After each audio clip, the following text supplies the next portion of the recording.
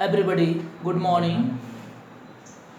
आज मैं पुनः उपस्थित हूँ आप लोगों के सामने 12 एंटरप्रेन्योरशिप का चैप्टर नंबर 2 लेकर, जिसका नाम है पर्यावरण अथवा वातावरण का सूक्ष्म अध्ययन, इन्वायरमेंट स्कैनिंग। यानी इन्वायरमेंट स्कैनिंग हम लोग पढ़ेंगे। तो सबसे पहला क्वेश्चन है इस चैप्टर में, पर्यावरण अथवा वातावरण का क्या अर्थ है? What is the meaning of environment?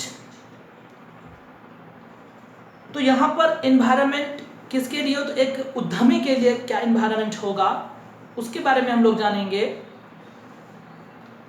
तो बोला है कि पर्यावरण अथवा वातावरण का आशय उस माहौल, परिवेश से है जिसमें उद्यमी रहता है तथा अपने व्यवसाय को सुचारू रूप से चलाता है।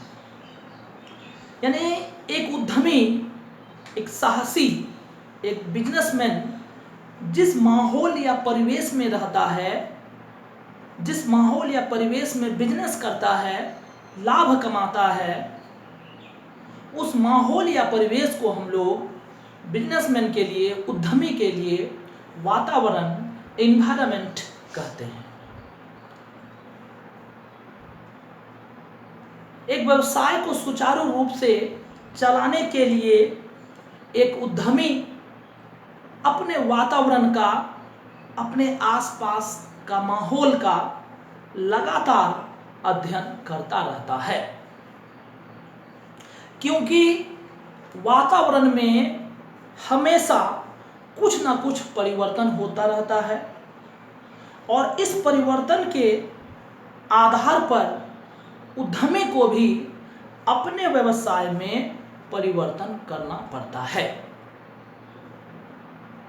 यदि एक उद्यमी अपने वातावरण का लगातार अध्ययन नहीं करेगा, वातावरण में होने वाले परिवर्तन के आधार पर अपने व्यवसाय में परिवर्तन नहीं करेगा, तो वो अधिक दिनों तक मार्केट में नहीं टिक पाएगा और उसका व्यवसाय अनंतः बंद हो जाएगा। इसलिए एक साहसी को अपने माहौल, अपने परिवेश, अपने वातावरण का लगातार अध्ययन करना पड़ता है। ठीक है। दूसरा क्वेश्चन है, पर्यावरण अथवा वातावरण का सूक्ष्म अध्ययन या फिर गहन अध्ययन, निरीक्षण, परीक्षण का क्या अर्थ है? What is the meaning of environment scanning? वातावरण तो क्लियर हुआ। वातावरण यानी एक माहौल, एक परिवेश है और उसका एक तरह से एक सामान्य अध्ययन है, वातावरण का अध्ययन, जो हम पिछला चैप्टर में पढ़े थे। और यहां पर है वातावरण का सूक्ष्म अध्ययन। सूक्ष्म का मतलब हुआ गहराई से अध्ययन। तो क्या होता है? वातावरण का सूक्ष्म अध्ययन का तात्पर्य एक ऐसी प्रक्रिया से है जिसके अंतर्गत व्यवसाय में आने वाले खतरों के बारे में जानकारी प्राप्त करने के लिए सामाजिक, आर्थिक, राजनीतिक तथा अन्य सहायक घटकों का बारीकी से अध्ययन किया जाता है। अगर ये जितने भी घटक हैं, सामाजिक, आर्थिक, राजनीतिक, इनका अगर सामान्य रूप से अध्ययन किया जाए तो ये वातावरण का सामान्य अध्ययन होगा। लेकिन अगर इनका गहराई से, बारीकी से अध्ययन किया जाए तो इसे हम लोग सूक्ष्म अध्ययन कहते हैं। उदाहरण स्वरूप, जब एक डॉक्टर को किसी मरीज की बीमारी का नॉर्मल अध्ययन करने के बाद पता नहीं चलता है। कोई भी डॉक्टर सर्वप्रथम किसी मरीज का साधारण जांच करता है, हाथ पकड़कर, आंख देखकर, जीभ देखकर, ये सब नॉर्मल अध्ययन करता है।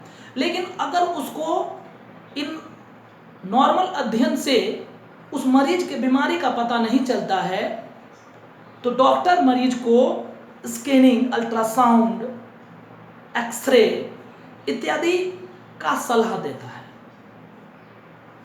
जब वो मरीज स्कैनिंग करा कर आता है, स्कैनिंग के थ्रू उसके पूरे शरीर का गहराई से अध्ययन किया जाता है और उस रिपोर्ट को डॉक्टर को पेश किया जाता है, सौंपा जाता है। तब जाके डॉक्टर उस रिपोर्ट के आधार पर उस मरीज का जो बीमारी है उसका पता कर पाता है और उसका सही इलाज कर पाता है। तो वातावरण का सूक्ष्म अध्ययन क्या हुआ? तो वातावरण का बारीकी से, गहराई से अध्ययन करना। तो वातावरण में क्या आता है? तो सामाजिक घटक हुआ, आर्थिक घटक हुआ, राजनीतिक घटक हुआ, यही सब है। ठीक है। फिर आगे क्वेश्चन है तीसरा नंबर, पर्यावरण के सूक्ष्म अध्ययन का क्या उद्देश्य है या फिर इसका क्या महत्व है या फिर इससे क्या लाभ होता है। यानी एक उद्यमी के द्वारा अपने वातावरण का गहराई से अध्ययन किया जाता है। तो क्यों किया जाता है? इससे उद्यमी को क्या फायदा है? तो सबसे पहला फायदा है इसके लिए, इससे वातावरण का लगातार अध्ययन।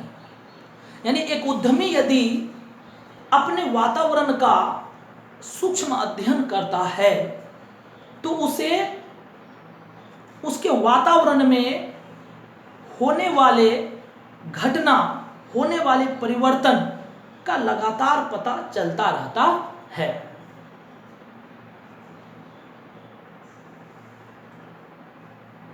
यदि वातावरण का अध्ययन नहीं किया जाए तो उपभोक्ताओं की रुचि, पसंद, प्रतियोगिता का ज्ञान, आधुनिक तथा नए आविष्कारों का ज्ञान और नई आर्थिक नीति का पता नहीं चल पाएगा।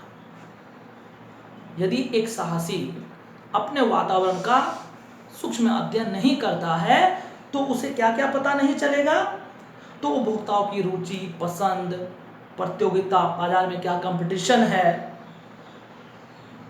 आधुनिक तथा नए क्या क्या मशीनों का आविष्कार हुआ है और नई आर्थिक नीति में क्या परिवर्तन हुआ है, इन सारे बातों का पता नहीं चल पाएगा, जिसके कारण उसे अपने उद्यम को, अपने व्यवसाय को चलाने में कठिनाई होगी।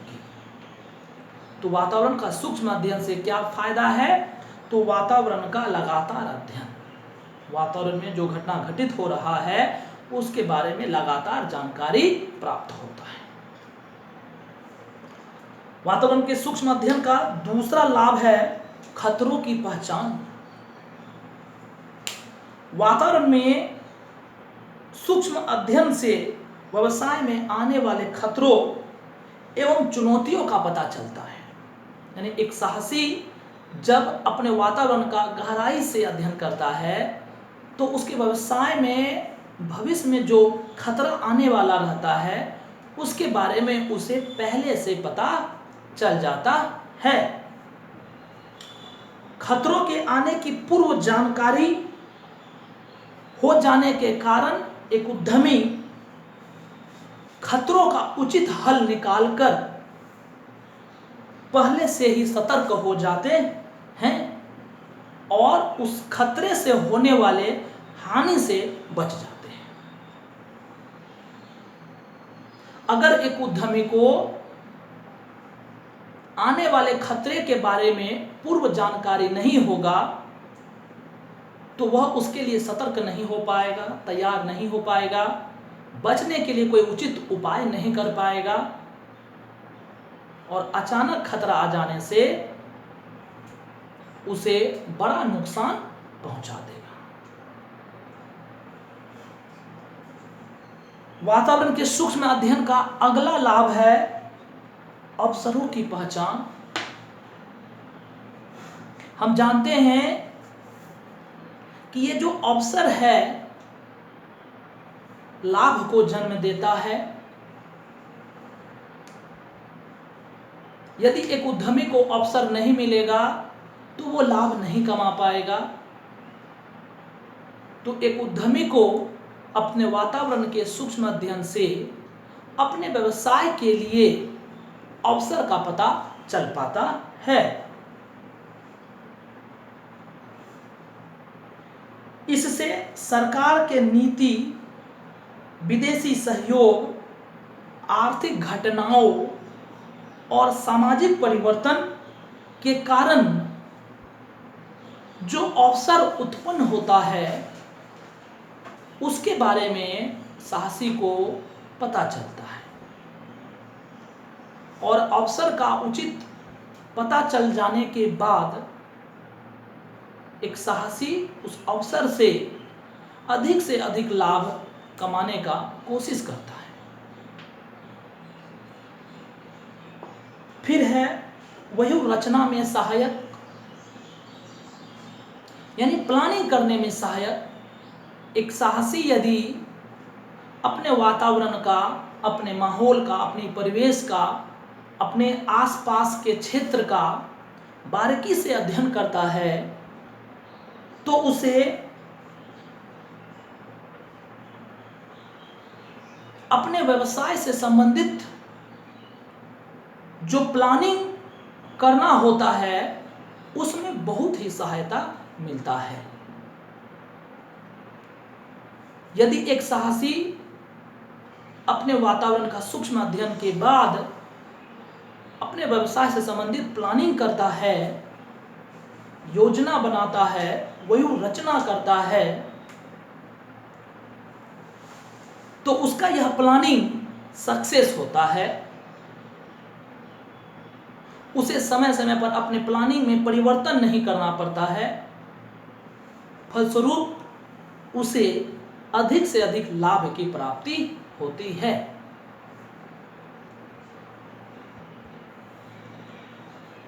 अगला लाभ है टेक्नोलॉजी प्रगति की जानकारी, यानी देश विदेश में टेक्नोलॉजी में क्या क्या प्रगति हो रहा है, क्या क्या विकास हो रहा है, इसके बारे में भी एक उद्यमी को जानकारी वातावरण के सूक्ष्म अध्ययन से होता है। वातावरण के गहन अध्ययन से साहसी को बाजार में उपलब्ध हुए नए उत्पाद, नए तकनीक एवं नए डिजाइन का पता चलता है, जिससे वे भी नए डिजाइन के साथ अपने उत्पाद को बाजार में उतारते हैं और बाजार में अपना नेतृत्व कायम रख पाते हैं।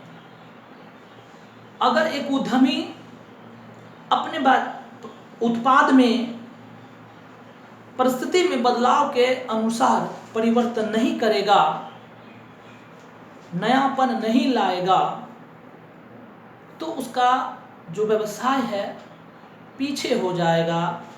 उसका मार्केट पर जो पकड़ है वो धीरे धीरे समाप्त हो जाएगा। ठीक है। उसके बाद अगला क्वेश्चन है वातावरण विश्लेषण के विभिन्न प्रक्रियाओं को बताएं। Explain the step of environment analysis. वातावरण का हम लोग अध्ययन करते हैं तो ये अध्ययन करने में क्या स्टेप आता है, क्या चरण है, किस स्टेप से गुजरते हुए हम लोग एक वातावरण का सही ढंग से सूक्ष्म अध्ययन कर पाते हैं। तो बोल रहा है कि व्यावसायिक अवसर वातावरण में ही छिपी रहती है, अतः साहसी उस अवसर को खोज निकालने के लिए वातावरण का बारीकी से अध्ययन करते हैं, जिसके निम्न चरण हैं। यानी एक महत्वपूर्ण बात है कि कोई भी साहसी वातावरण का जो सूक्ष्म अध्ययन करते हैं क्यों करते हैं? तो अवसर को ढूंढ निकालने के लिए, और ये अवसर वातावरण में ही छुपा रहता है। तो ये अवसर को ढूंढ निकालने के लिए वातावरण का बारीकी से अध्ययन करते हैं, जिसके निम्नलिखित चरण हैं। तो सबसे पहला है समस्याओं को ढूंढना। प्रत्येक वातावरण में विभिन्न समस्याएं और आवश्यकताएं उपस्थित होती है। जो भी बिजनेसमैन जिस माहौल या परिवेश में बिजनेस करता है, उस माहौल या परिवेश में उपभोक्ताओं की बहुत ही समस्याएं होती हैं और आवश्यकताएं भी। तो साहसी भली भांति वातावरण का अध्ययन करते हैं और उस समस्या या आवश्यकताओं को चिन्हित करते हैं, खोज कर निकालते हैं, जो अवसर उत्पन्न करने में सहायक होते हैं। अवसर जो उत्पन्न होता है वो आवश्यकताओं को पूरा करके ही होता है। तो सबसे पहले आवश्यकताओं का, समस्याओं को चुनाव किया जाता है, उसे ढूंढ कर निकाला जाता है। सबसे पहला काम है समस्या को ढूंढ कर निकालना। उपभोक्ताओं का आखिर में क्या समस्या है, वो किस तरह का प्रोडक्ट खोज रहा है ना। दूसरा है विचारों का मूल्यांकन करना। विभिन्न समस्याओं का विश्लेषण करने के बाद जब एक साहसी बहुत तरह का समस्या को खोज कर निकालता है, उसके पास बहुत ही अधिक समस्या होती है, तो उसमें से जो सबसे अच्छी समस्या होती है, अर्थात जिस समस्या से लोगों को बहुत ही अधिक परेशानी का सामना करना पड़ता है, उन्हीं का मूल्यांकन करके उचित निष्कर्ष निकाला जाता है। एक उपभोक्ताओं का तो परेशानी है, समस्या हजारों की संख्या में है, तो हर समस्या को पूरा करना संभव नहीं है, इसलिए सबसे उचित समस्याओं को ढूंढकर निकाला जाता है, उसको छांटा जाता है, उस पर विचार किया जाता है। फिर है उत्पाद और सेवाओं की पहचान। उपभोक्ताओं की समस्याओं का पहचान कर लेने के बाद आखिर में उस समस्या को किस तरह से दूर किया जाएगा, किस वस्तु को उपलब्ध कराकर उसकी समस्याओं को दूर किया जा सकता है, उस वस्तु का हम लोग चुनाव करते हैं।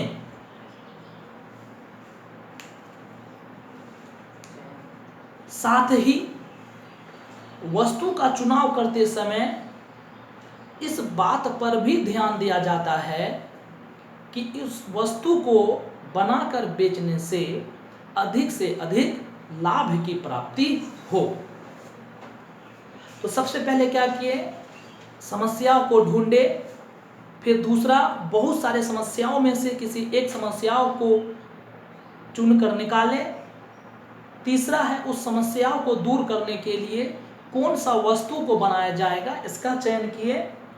अब है परियोजना शुरू करना। वातावरण विश्लेषण के चरणों में सबसे अंतिम चरण परियोजना शुरू करना है।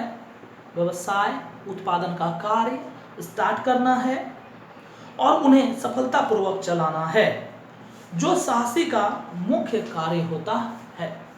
वातावरण के विश्लेषण में प्रबंधक अपनी पूर्ण योग्यता का प्रयोग करते हैं और जो वस्तु को चिन्हित किया गया है, उस वस्तु को कम से कम दाम पर बनाकर उपभोक्ताओं को सौंपा जाता है, ताकि उस उपभोक्ता का जो समस्या है वह दूर हो सके। तो ये क्या था, तो वातावरण विश्लेषण के चरण थे, स्टेप थे। सबसे पहले क्या किया, समस्या को ढूंढा गया, फिर बहुत सारे समस्याओं में से एक समस्या को चुना गया, फिर उस समस्याओं को पूरा करने के लिए किसी प्रोडक्ट को चुना गया और फिर उस प्रोडक्ट को बनाकर उपभोक्ताओं को सौंपा गया, जिससे उपभोक्ता का जो समस्या है वो दूर हो गया। फिर है वातावरण अध्ययन की 3 सीमाएं बताएं। वातावरण अध्ययन करते हैं और उसका हम लोग यहाँ पर बारीकी से अध्ययन किए, फिर भी इसमें कुछ सीमा है, कुछ अवगुण है, कुछ ऐसा बात है जिसके बारे में हम लोगों को वातावरण का सूक्ष्म अध्ययन करने के बाद भी पता नहीं चलता है। तो उसमें सबसे पहला है अनिश्चित भविष्य। ये सीमा है वातावरण के सूक्ष्म अध्ययन का। यानी हम अगर कितना भी वातावरण का सूक्ष्म अध्ययन कर लें, लेकिन व्यवसाय के भविष्य के बारे में कोई भी निश्चित बात का पता नहीं चल पाता है। वातावरण के सूक्ष्म अध्ययन के बाद भी हम यह तय नहीं कर पाएंगे कि कोई भी व्यवसाय जो है, जो आज लाभ दे रहा है, वो भविष्य में भी लाभ देगा। ये कभी भी निश्चित नहीं किया जा सकता है।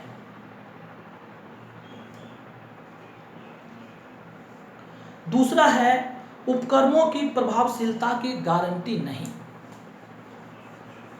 यानी वातावरण विश्लेषण अपने आप में किसी फर्म की प्रभावशीलता की गारंटी नहीं है। यानी जिस फर्म के लिए हम वातावरण का सूक्ष्म अध्ययन कर रहे हैं, तो सूक्ष्म अध्ययन करने से, वातावरण का सूक्ष्म अध्ययन करने से जो उपक्रम है, जो व्यवसाय है, वो सफलतापूर्वक प्रभावी ढंग से चलेगा, यह निश्चित नहीं किया जा सकता है। यह तो मात्र एक व्यूह रचना है। वातावरण का सूक्ष्म अध्ययन क्या है? एक व्यूह रचना है, एक प्लानिंग है जो विकास के परीक्षण में सहायता करती है। यानी भविष्य में जो आप व्यवसाय का विकास करना चाहते हैं, उसके परीक्षण में, उसके जांच करने में मात्र सहायक होता है, प्रभावशीलता की गारंटी नहीं देता है वातावरण का सूक्ष्म अध्ययन। तीसरा है व्यावहारिकता की कठिनाई। यानी वातावरण का ये जो विश्लेषण है ना, इसको व्यवहार में लाना बहुत ही कठिन बात है। बोला वातावरण अध्ययन को कार्य रूप देना एक जटिल कार्य है यदि प्रबंधक को आंकड़े के प्रति अविश्वास होता। यानी एक मैनेजर है, उसके सामने कुछ खाता बही प्रस्तुत किया गया है और उसमें कुछ आंकड़ा गलत है, या उस पे अगर प्रबंधक को संदेह हो जाता है, तो वे आंकड़ों की जांच कर यह ज्ञात नहीं कर पाते हैं कि आंकड़े सही है या गलत है। यानी किसी भी आंकड़ा को पहचानने में, उसकी सही या गलत को पहचानने में वातावरण का सूक्ष्म अध्ययन सहायक नहीं होता है। तो वातावरण अध्ययन या वातावरण सूक्ष्म अध्ययन की 3 सीमाएं थी क्या? और निश्चित भविष्य, भविष्य के बारे में यह कुछ नहीं बताता है। उपकरणों की प्रभावशीलता की गारंटी नहीं, यानी आपका उपकरण प्रभावी रूप से चलेगा, प्रभावी रूप से आगे चलता रहेगा, इसके बारे में भी कुछ नहीं बताएगा। और व्यावहारिकता की कठिनाई, ये 3 बात था। इसी के साथ यह अध्याय समाप्त होता है। मिलते हैं फिर अगले अध्याय।